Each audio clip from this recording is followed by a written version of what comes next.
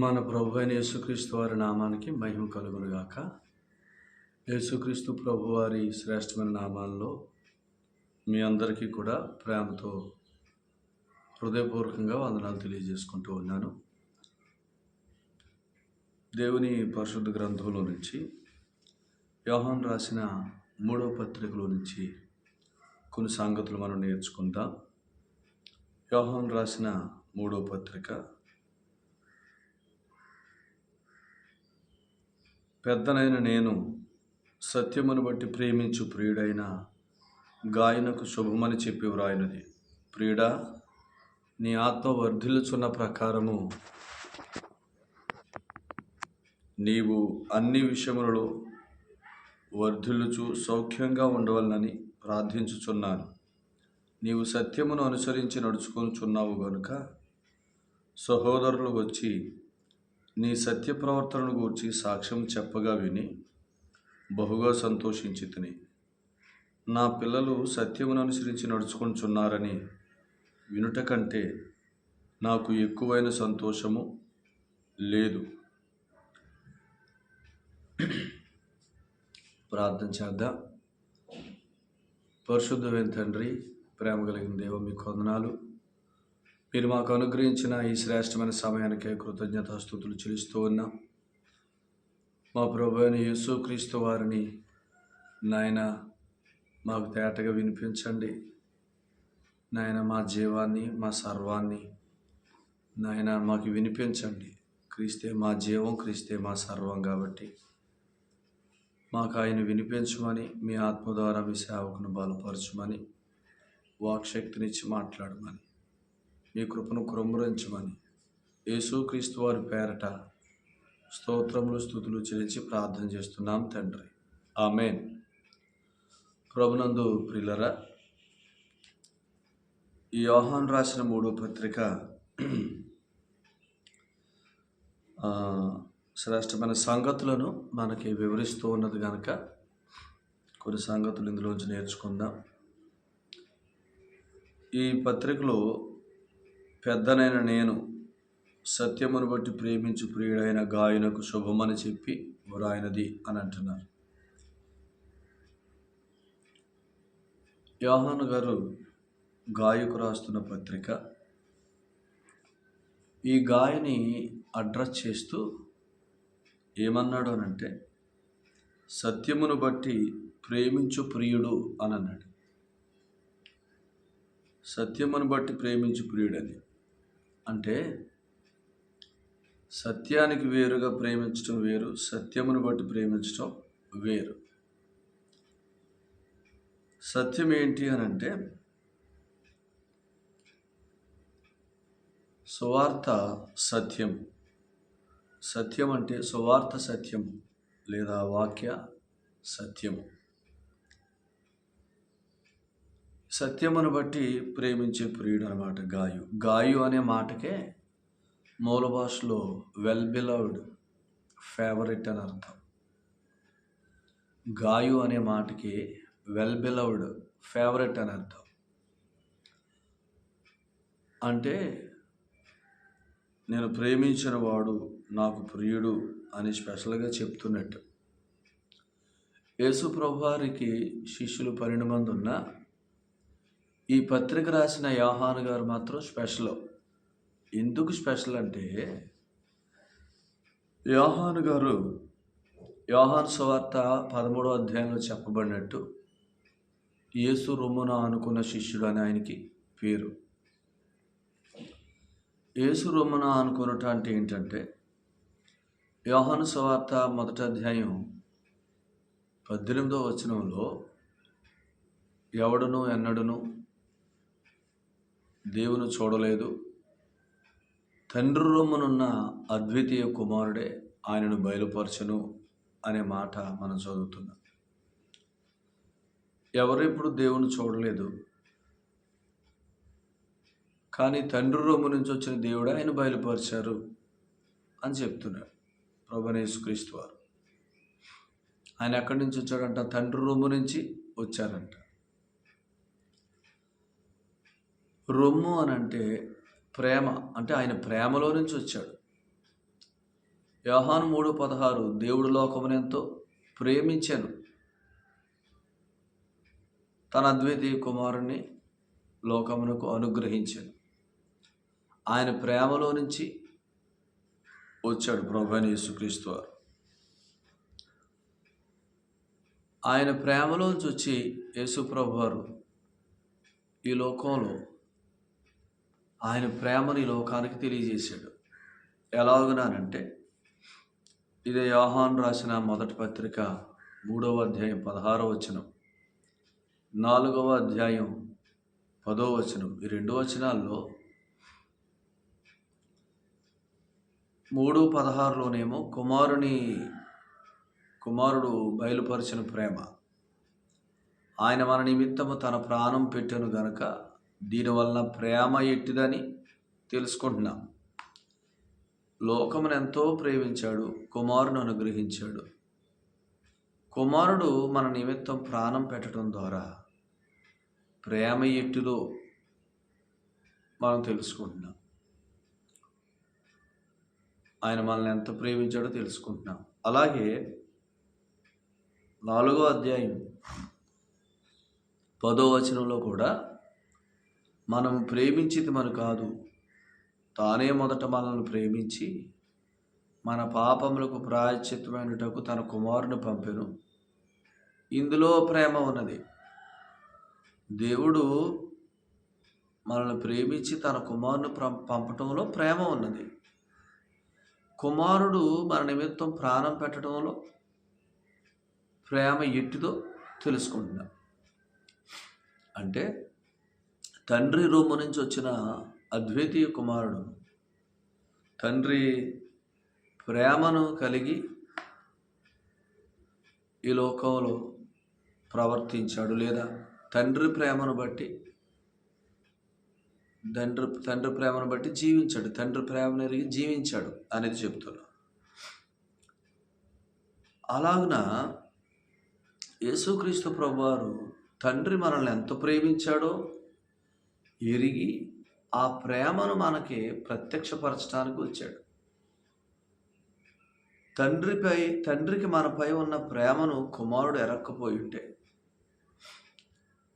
ఆ ప్రేమను ఆయన ప్రత్యక్షపరిచేవాడు కదా. అందుకనే హెబ్రీ పత్రిక 11వ అధ్యాయం,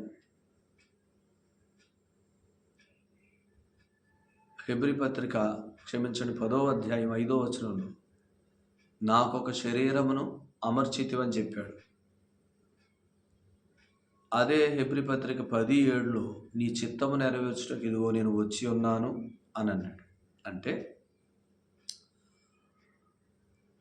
ఆయన తండ్రి ప్రేమ మన మీద ఎంతో కుమారుడైన యేసుక్రీస్తు వారికి తెలుసు కాబట్టి ఆయన ఈ లోకానికి ఆ ప్రేమను చూపించడానికి వచ్చాడు. అంటే తండ్రి మనల్ని ప్రేమించాడు, ఆ ప్రేమను మనకి కనబరచాలనుకున్నాడు. ఆ ప్రేమను ఎరిగిన వారందరినీ తనకు కుమారులుగా చేసుకోవాలని అనుకున్నాడు. ఇది దైవ సంకల్పం. ఇది గొప్ప సంకల్పంతో కూడిన ప్రేమ. ఈ ప్రేమ కనబరచబడటం ద్వారా, ఈ ప్రేమ వెల్లడవటం ద్వారా రోమపత్రిక 5:10 ఎట్లనగా దేవుడు మన ఎడల తన ప్రేమను వెల్లడి చేయుచున్నాడు, ఎట్లనగా మనం ఇంకొను శత్రువులమై ఉండగా, మనం ఇంకొను పాపులమై ఉండగా, బలహీనమై ఉండగా అన్నాడు. ఎఫెసీ పత్రిక 2వ అధ్యాయంలో కూడా 4-5 వచనాలలో మనం పాపముల చేత అపరాధముల చేత చచ్చినప్పుడు సహితము తన మహాప్రేమ చేత అని అన్నాడు. కాబట్టి తన మహాప్రేమ చేత క్రీస్తులో మనల్ని బ్రతికించాలి, క్రీస్తులో మనల్ని తన ప్రేమ చేత పాపం నుండి విడిపించాలి, ఆయనతో మనల్ని ఐక్యం చేసుకోవాలి. యేసు ప్రభు ద్వారా దేవునికి కుమారులుగా చేసుకొని దేవుని రాజ్యములో మనల్ని కూర్చోబెట్టాలి. దేవుని పరిశుద్ధ స్థలంలో మనం కూర్చోబెట్టాలి. అదే దైవ సంకల్పం. ఈ సంకల్పాన్ని ప్రభువైన యేసుక్రీస్తు వారు ఆయన రొమ్మున ఉన్నవాడు కాబట్టి, రొమ్ము అంటే ప్రేమ, తండ్రి ప్రేమ ఎరిగినవాడు కాబట్టి ఆ సంకల్పాన్ని ఆయన తాను అప్పగించుకోవటం ద్వారా దేవుని ప్రేమను తెలియజేసి ఆ సంకల్పాన్ని నెరవేర్చాడు. ఇప్పుడు ఈ పత్రిక రాసిన యోహాను గారు కూడా యోహాను సువార్త 13వ అధ్యాయంలో యేసు రొమ్మున ఆనుకొనుచున్న శిష్యుడు అని పేరు ఈయనకి. అంటే శిష్యులందరూ ఎప్పుడు దూరంగా ఉన్నా ఈయన మాత్రం ఎప్పుడు ఆయన రొమ్మున ఆనుకుంటూ ఉంటాడు. ఈ శిష్యుడు ఆయన రొమ్మున అనుకోవటం అంటే ఏంటి అని అంటే, తండ్రి రొమ్ము నుంచి వచ్చిన యేసుప్రభు వారు తండ్రి ప్రేమను ఎరిగి ఆ తండ్రి ప్రేమను ఎలా బయలుపరిచాడో, ఆ తండ్రి ప్రేమను మన కొరకు అప్పగించుకోవటం ద్వారా బయలుపరిచి మనల్ని ఎలాగున బ్రతికించాడో, అనగా ఎలాగున తన రక్తం చేత మన పాపంలను విడిపించి తండ్రితో మనకి కుమారులు అనే బంధంలోనికి మనం తీసుకొచ్చాడో, ఆ బంధం ద్వారా తండ్రి నివసిస్తున్న స్థలానికి వారసులుగా చేసి అక్కడ ఎలా మనల్ని కూర్చోబెట్టాడో, అలాగనే యేసుక్రీస్తు ప్రభు రొమ్ముని ఆనుకుంటున్న వ్యక్తి. ఈ రొమ్మును ఆనుకుంటున్న వ్యక్తి అని అంటే అర్థం ఏంటంటే, దేవుని ప్రేమను ఎరిగి జీవించుట. ప్రభు మనల్ని ఎంత ప్రేమించాడో ఆ ప్రేమ మీద ఆనుకొని జీవించుట, ఆ ప్రేమను ఎరుగుతూ జీవించుట,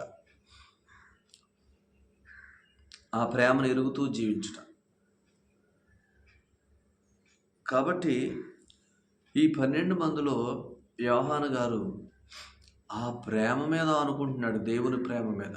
ఆయన నన్ను ఎంత ప్రేమించాడు అనే దాని మీద. అందుకని ఆయన రొమ్ము అనే స్థలానికి యోహాను దూరంగా ఉండలేకపోయాడు. ఎందుకంటే ఆ ప్రేమకి పొడవు ఉంది, వెడల్పు ఉంది, లోతు ఉంది, ఎత్తు ఉంది. ఎఫెసీ పత్రిక 3వ అధ్యాయం 15 నుంచి 21 వరకు మనం చదువుకుంటే ఆయన ప్రేమకు పొడవు ఉంది, వెడల్పు ఉంది, లోతు ఉంది, ఎత్తు ఉంది. ప్రతిరోజు ఆయన రొమ్మున ఆనుకోవటం అంటే ఏంటంటే, ఆయన నన్ను ఎంత పొడవుగా ప్రేమించాడో నేర్చుకోవటం, ఎంత వెడల్పుగా ప్రేమించాడో నేర్చుకోవటం, ఎంత ఎత్తుగా ప్రేమించాడో నేర్చుకోవటం, ఎంత లోతుగా ప్రేమించాడో నేర్చుకోవటం. అంటే ఆయన ప్రేమ యొక్క లోతెంతో నా పైన నేను నేర్చుకుంటూ ఉండాలి. ఆయన ప్రేమ యొక్క ఎత్తెంతో, ఆయన ప్రేమ ఎంత ఉన్నతమైందో, ఆయన ప్రేమ ఎంత లోతైందో, ఆయన ప్రేమ ఎంత విశాలమైందో, ఆయన ప్రేమ ఎంత వెడల్పైందో, ఎంత పొడవైందో ప్రతిరోజు ఆయన రొమ్మున అనుకోవటం ద్వారా నేర్చుకుంటా. రొమ్మున అనుకున్నట అంటే ఆయన నన్ను ఎంత ప్రేమించాడో అనే దాన్ని ఎరుగుట. అలా ఎరిగితే ఖచ్చితంగా మనం ఆయనను ప్రేమిస్తాం. ఆయన ప్రేమలో నుంచి అందరినీ ప్రేమిస్తాం. సో ఇప్పుడు ఒక వ్యక్తి ఆయన ఎంత ప్రేమించాడో అన్నది ఎరగకపోతే ప్రేమించడం అనేది తెలియదు. సత్యమును బట్టి ప్రేమించడం అనేది జరగదు. ఆయన నన్ను ఎంత ప్రేమించాడో అనేది ఎరగలేదనుకోండి, నమ్ముకున్న వ్యక్తి తన సామర్థ్యంలో నుంచి ప్రేమిస్తాడు, తన గొప్పతనాన్ని బట్టి ప్రేమిస్తాడు, లేదా తనకున్న స్వభావాన్ని బట్టి ప్రేమిస్తూ ఉంటాడు. మనుష్య స్వభావాన్ని బట్టి, తన సామర్థ్యాన్ని బట్టి ప్రేమించేది అది సామర్థ్యం మీద ఆధారపడిన ప్రేమ కాబట్టి, గొప్ప కోసం ప్రేమిస్తున్న ప్రేమ కాబట్టి, గొప్ప కోసం చేస్తున్న కార్యాలు కాబట్టి అవి నిలవన్నమాట. దేవుని ప్రేమలో నుంచి జరిగే కార్యాలు నిలుస్తాయి అని అనటానికి కారణం ఏంటంటే, యేసుక్రీస్తు ప్రభువారిని పట్టుకున్నప్పుడు, సిలువ వేయటానికి పట్టుకున్నప్పుడు శిష్యులందరూ చెల్లాచెదరైపోయారు. యోహాను ఒక్కడే ఆయనతో పాటు వెళ్ళి శిలువ దగ్గర నిలబడ్డాడు. కారణం ఏంటి అని అంటే, యోహాను నేను కాబట్టి ఆయన వెంబడిస్తున్నాను, నేను కాబట్టి అన్నీ వదిలేసి ప్రభు దగ్గరకు వచ్చాను అని అనుకుని బ్రతుకుతున్నవాడు కాదు. నా ప్రభు నన్ను ఎంత ప్రేమించాడో అనే దాంట్లో బ్రతుకుతున్నవాడు అనమాట. ఆయన రొమ్మున అనుకున్నాడంటే ఆయన నన్ను ఎంత ప్రేమించాడో ఆ ప్రేమను నేను తెలుసుకోవాలా. ఈ బ్రతుకు దినాలన్నిటిలో ఆయన ప్రేమ ఎంతో ఎరుగుతూ, దాని లోతెంతో, దాని ఎత్తెంతో, దాని పొడుగెంతో, దాని వెడల్పెంతో ఎరుగుతూ జీవించాలా అని సాగిపోతున్నవాడు. అలా సాగిపోతుంటే ఆ ప్రభు యొక్క ప్రేమ ఎరుగుతున్నాడు కాబట్టి సిలువ కొరకు, శ్రమల కొరకు ప్రభు వెళ్తున్న యోహాను వెళ్ళి సిలువ దగ్గర నిలవబడ్డాడు. అంటే ప్రభు ప్రేమను మనం తేటగా ఎరిగితే ఎలాంటి పరిస్థితుల్లో అయినా నిలబడతాం. ఎలాంటి పరిస్థితుల్లో అయినా నిలబెడతాడు ప్రభు మనల్ని. ఎవరిని అంటే, ఆయన నన్ను ఎంత ప్రేమించాడో అన్న దానిని ఎరుగుతూ జీవిస్తున్నవారు ఆ ప్రేమలో ప్రభువుని ప్రేమిస్తారు. ఆ ప్రేమలో పొరుగువారిని కూడా ప్రేమించగలరు ప్రభువుని ప్రేమించిన వాళ్ళు. అందుకనే వెంటనే యేసుప్రభు వారు ఏం చేశాడు, అమ్మా ఇదిగో నీ కుమారుడని తల్లిని యోహాను గారికి అప్పచెప్పాడు. కారణం ఏంటి? ఇతడు మాత్రమే నా ప్రేమను ఎరిగి ఆ ప్రేమ మీద ఆనుకున్నవాడు. ఆయన రొమ్మును ఆనుకున్నాడండి. నా ప్రేమను ఎరిగి నా ప్రేమ యొక్క పొడవు వెడల్పులు లోతులు ఎరుగుతూ జీవించిన వాడు ఇతడు మాత్రమే. ఆ ప్రేమలోంచి నేను ప్రేమించగలిగిన వాడు ఇతడు మాత్రమే. ఆయన ప్రేమ ఎరక్కపోతే ఆయన ప్రేమను బట్టి మనం ప్రేమించలేము. ఆయన ప్రేమను ఎరక్కపోతే ఆయన ప్రేమను బట్టి ప్రేమించాం కాబట్టి ఖచ్చితంగా మన సామర్థ్యంలోంచి ప్రేమిస్తాం. మనం మన స్వభావాన్ని బట్టి ప్రేమిస్తాం. ఇప్పుడు ఇది మనుష్య స్వభావం అన్నమాట. ఈ మనుష్య స్వభావంతో ప్రేమించే ప్రేమలు ఇవి ఎప్పుడు కూడా కారణాలు చూస్తూ ఉంటాయి. సామర్థ్యంలోంచి ప్రేమించే ప్రేమలు సామర్థ్యం ఉన్నంత వరకు ఉంటాయి. సామర్థ్యం లేకపోతే ఇక నేను నీకు చేయలేను, నా మీద అనుకోకని చెప్తాయి. కానీ యేసుప్రభు వారు శాశ్వతమైన ప్రేమతో నేను నిన్ను ప్రేమించాను అని అన్నాడు. కాబట్టి ఆ ప్రేమను ఎరుగుతూ ఎవరైతే జీవిస్తున్నారో వారు ఆ ప్రేమ యొక్క పొడవులోంచి ప్రేమిస్తారు, లోతులోంచి ప్రేమిస్తారు, విశాలతలోంచి ప్రేమిస్తారు, ఎత్తులో నుంచి ప్రేమిస్తారు. కాబట్టి ఆ ప్రేమ యేసు ప్రభువారు నన్ను ఎంత ప్రేమించాడు, లేదా దేవుడు నన్ను ఎంత ప్రేమించాడు అనే దాంట్లో నుంచి ఒక వ్యక్తి జీవిస్తున్నాడనంటే ఆ వ్యక్తిని ఏమంటున్నాడంటే సత్యమును బట్టి ప్రేమించు ప్రియుడు. ప్రభు రొమ్మున ఆనుకుంటున్న అనుభవంలో నుంచి ప్రేమిస్తున్న వారిని ఏమంటున్నాడంటే సత్యమును బట్టి ప్రేమించు ప్రియుడు అని అంటున్నాడు. అంటే దీన్ని బట్టి సంఘాలలో లేదా క్రైస్తవ కుటుంబాలలో, ప్రభువుని నమ్మిన విశ్వాసుల కుటుంబాలలో సత్యమును బట్టి ప్రేమించడం అనేది చాలా ప్రాముఖ్యం. కుటుంబాలలో, ప్రభువుని నమ్మిన కుటుంబాలలో సత్యమును బట్టి ప్రేమించాలంటే సత్యాన్ని ఎరగాల. సత్యం అంటే ఏంటంటే ఆయన నన్ను ప్రేమించాడు, నా కొరకు ప్రాణం ఇచ్చాడు. ఇది సత్యం.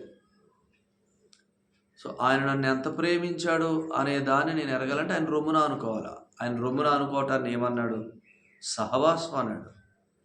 ఇదే యోహాను రాసిన మొదటి పత్రికలో మన సహవాసం అయితే తండ్రితో కూడాను ఆయన కుమారుడని యేసుక్రీస్తుతో కూడాను ఉన్నదని యోహాను రాసిన మొదటి పత్రిక 1వ అధ్యాయం 3వ వచనంలో ఉంది.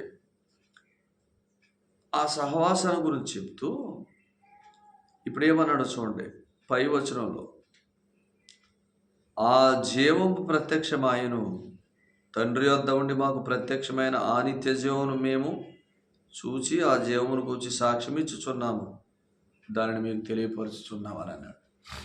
జీవాన్ని గురించి సాక్ష్యం ఇస్తున్నాం, తండ్రి వద్ద నుంచి ప్రత్యక్షమైన జీవం అని చెప్పారు. తండ్రి వద్ద నుంచి ప్రత్యక్షమైన జీవం అంటే ఎవరు? ప్రభు అయిన యేసుక్రీస్తు వారు. ఆ జీవం అంటే దేవుని ప్రేమ వెల్లడి చేసిన జీవం మన ప్రభు అయిన యేసుక్రీస్తు వారు. ఆయనను గూర్చి సాక్ష్యమిస్తున్నారు. అంటే ఇప్పుడు యేసుక్రీస్తు ప్రభువులో తండ్రుల్లో మనకు సహవాసం దొరికింది. మనకు జీవమును వాక్యం వింటున్నప్పుడల్లా యేసుక్రీస్తు ప్రభు వారు కనబడితే ఆ జీవం గురించి సాక్ష్యం ఇస్తున్నారు. ఏ జీవం అని అంటే మన ప్రభు అయిన యేసుక్రీస్తు వారు.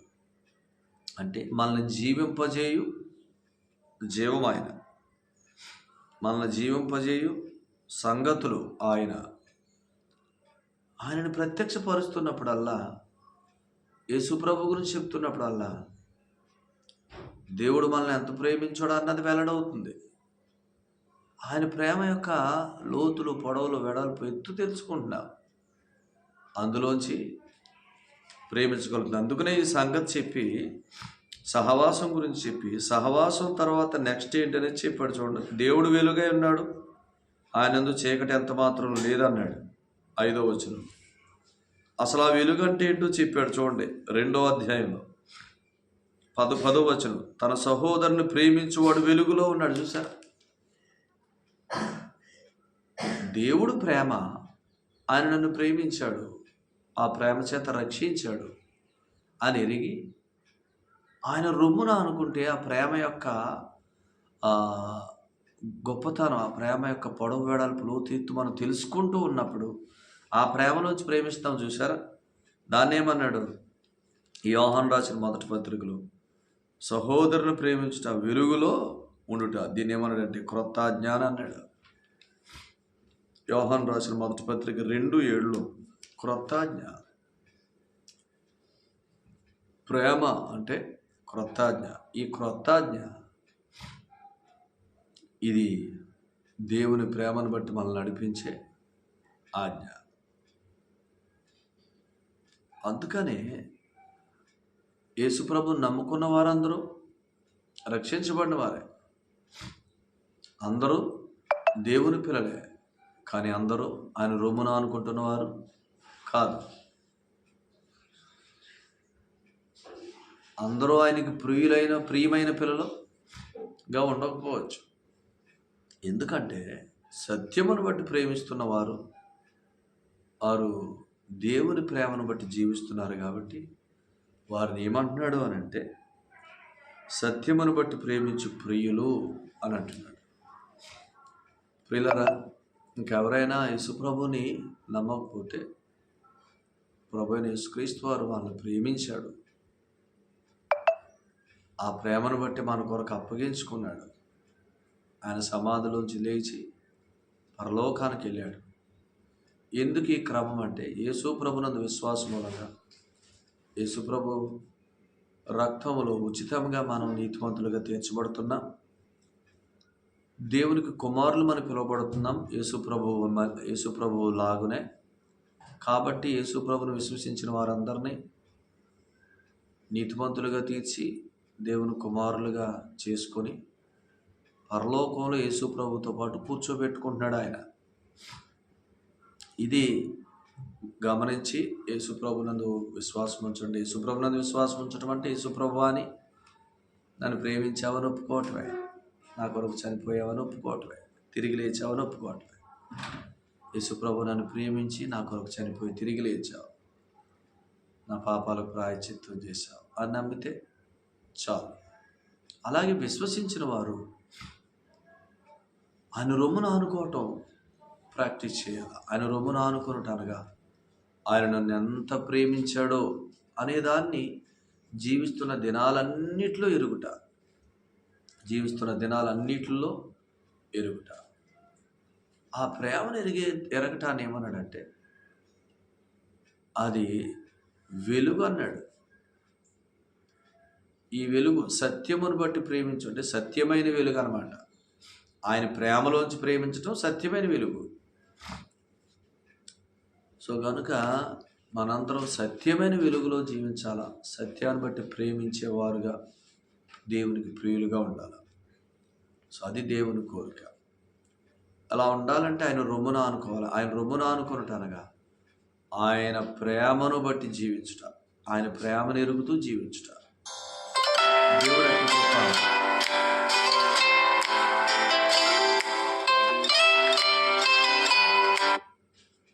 దేవుడు అట్టి కృప మనందరికీ దయచేయనుగాక. దేవుడి మాటలు మనం కూడా దీవించునుగాక. ఆమేన్. పరిశుద్ధుడైన తండ్రి, ప్రేమ కలిగిన దేవ, మీకు వందనాలు. ప్రేమించి మీరు ఇచ్చిన సందేశాన్ని బట్టి కృతజ్ఞతలు. మీ రొమ్మును ఆనుకొనుట, మీ ప్రేమను బట్టి జీవించుట, సత్యమైన వెలుగులో నడుచుట, ప్రియులైన పిల్లల వలె ఉండుట మీకు ఇష్టం. అటు అనుభవంలో మమ్మల్ని అందరూ నడిపించమని, మీ కృపను కృమరించమని, మీ కార్యాలు జరిగించమని, వాక్యం వింటున్న ప్రియులందరూ పేరు పేరును దీవించమని, ఆశీర్వదించమని, మహిమ ఘనత ప్రభావాలు పొందమని, ఈ పరిచర్యను చక్కగా క్రమంగా జరిగించమని యేసుక్రీస్తు వారి పేరు స్తుతించి స్తోత్రం చేసి ప్రార్థిస్తున్నాం తండ్రి. ఆమేన్. అందరికీ ప్రభు పేరు ప్రేమ వందనాలండి.